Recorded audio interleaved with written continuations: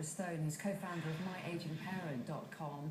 Deborah Stone, Peter Oakley there had turned to the internet and managed to make friends via YouTube, but for an awful lot of old people, they have no one to come and visit them. It's a very sad picture, isn't it?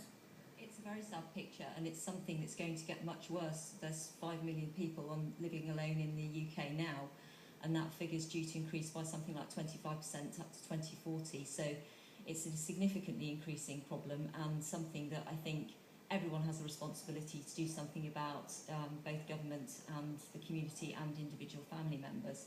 Well, yes, what's wrong with our society that there are 800,000 people estimated to be suffering from chronic loneliness?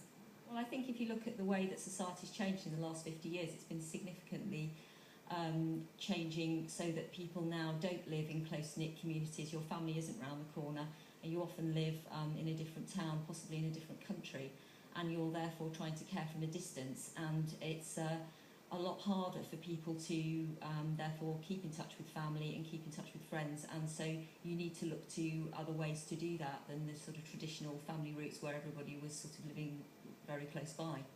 And Jeremy Hunt is going to make a speech very shortly, actually. We understand that he's going to say that we could learn a lot in this country from Asian cultures. Do you think he's right on that?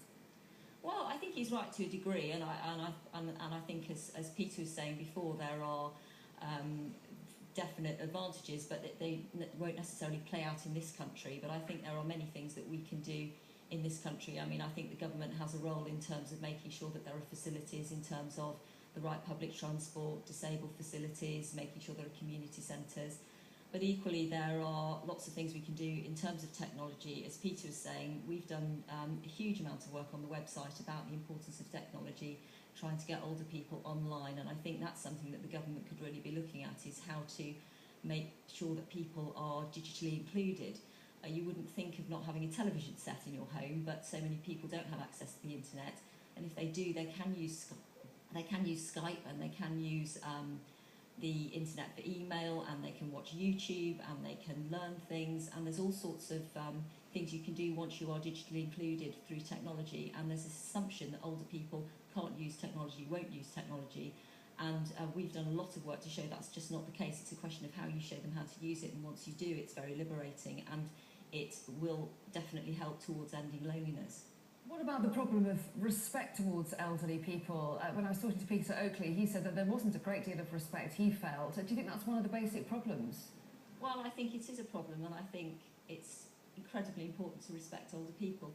Older people have a wealth of knowledge and information and life stories, and let's face it, have brought all of us up. So you should have respect for your elders, and it's a terrible thing when that's not the case. But I think, you know, as in all societies, sometimes that happens and sometimes it doesn't. Deborah Stone, really interesting to talk to you. Thank you.